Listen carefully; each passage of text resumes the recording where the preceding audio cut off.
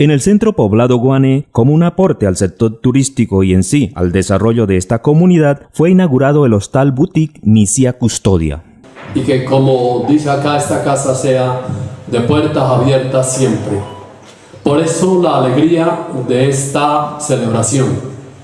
Por otra parte, como quisiera yo que Guane tuviera, ojalá cada mes, la inauguración de algo nuevo.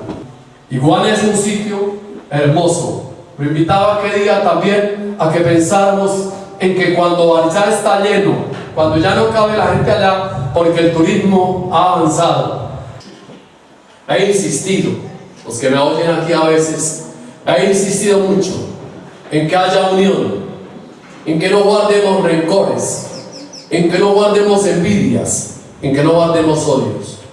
A mí esta casa me inspira sentimientos de fraternidad, de apertura, de hermandad.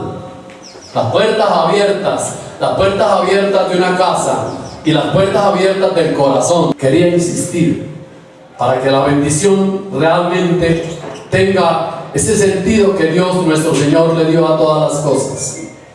Para que la bendición sea asistencia de Dios, gracia de Dios, presencia de Dios y de la Virgen María en esta casa. En este instante nuestro párroco, el Padre Jorge Velandia, esparce el agua bendita sobre los visitantes hoy en esta casa de Doña Custodia y también sobre toda la construcción que se ha hecho del Hotel Boutique Doña Custodia. En el marco de la apertura del hostal Misia Custodia se realizó un conversatorio sobre arquitectura y patrimonio con el ingeniero Santiago Rivero y el arquitecto Pedro Gómez Navas. El ladrillo es tierra cocida, estamos hablando de construcción con tierra, entonces que no sea muy adobe, más ladrillo crudo sobre lo que vamos a el tema de la construcción con tierra.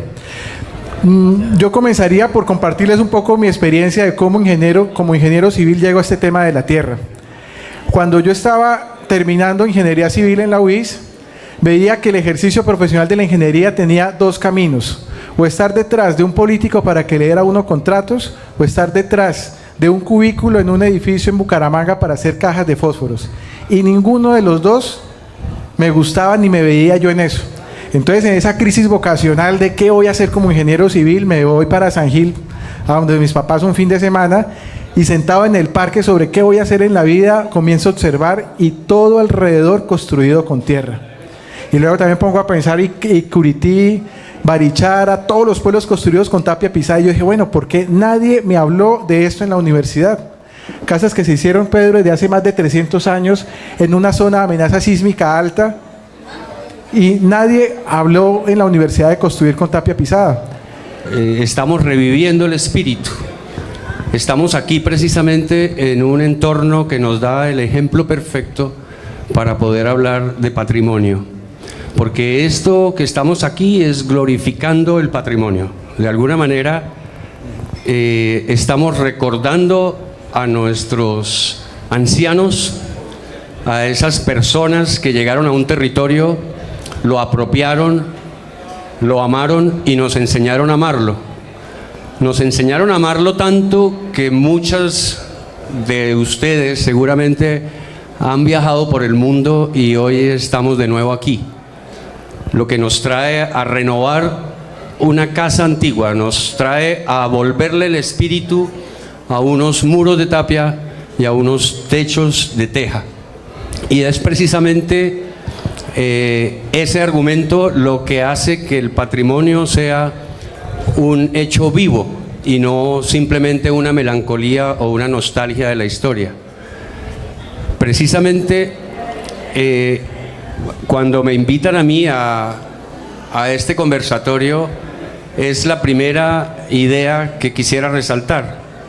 Es decir, la unión de personas en un territorio que crean una historia, que crean una economía, que apropian unos usos, que explotan unos recursos y que viven de los recursos que la tierra les da. No podemos pensar en que ahora que hablamos de turismo, hablemos de un turismo sustentable. Lo que tenemos que sustentar es la vida. Y si sustentamos la vida lo demás viene por añadidura. Bueno, Pedro hablaba del patrimonio intangible. Eso puede ser un poco complejo para algunos. Bueno, es que es intangible. Intangible es lo que no se puede tocar.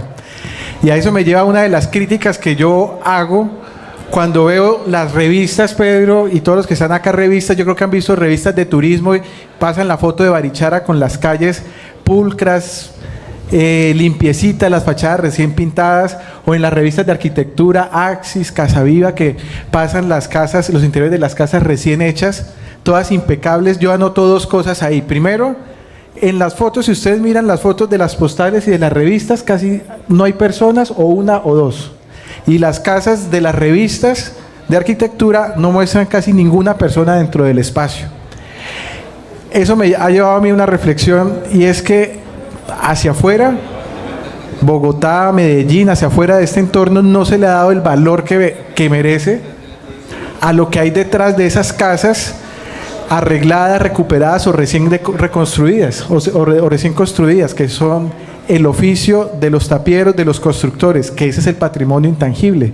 Y soy muy crítico de eso, de que se muestre solamente la casa, la fachada, la calle, pero que no se le dé el valor a las manos que hicieron eso.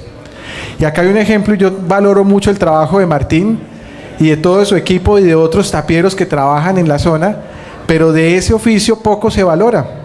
Se habla del arquitecto, del que construyó, pero lo más importante, y por lo que Barichara es como es, Guane y este mismo espacio que ahora nos recibe, es por el oficio de la gente que conoce el oficio, y eso poco se resalta. Por eso esos ejercicios son valiosos, de compartir, de debatir y de darnos cuenta que este espacio es así, no para el turista solamente, no por un arquitecto que diseñó, sino sobre todo porque este territorio supo, las personas de él, preservar con dignidad y con mucho orgullo los saberes ancestrales. Y entre eso la construcción con tierra.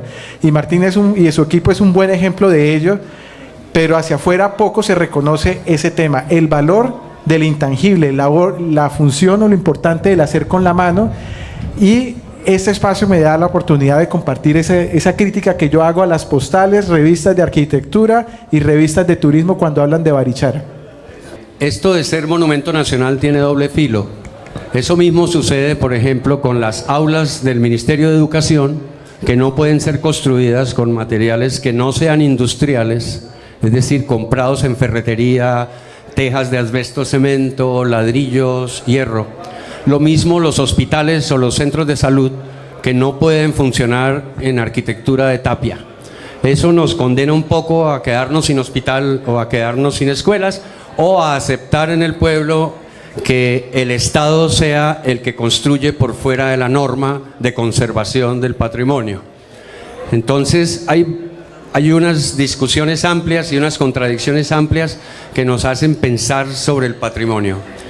Volviendo a la casa, y ya que nombraste la calle, quisiera anotar que la casa es importante porque se vincula con un territorio.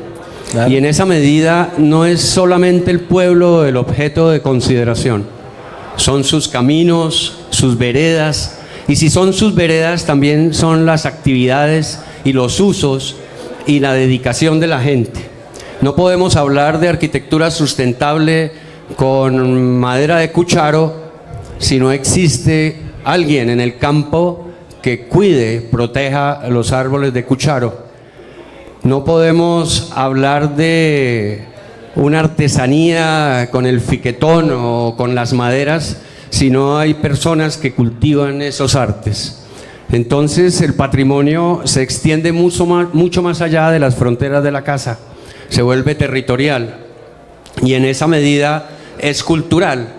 No es solamente el valor agregado de los objetos, sino, repito, la sustentabilidad de las actividades que hicieron posible originalmente esos objetos.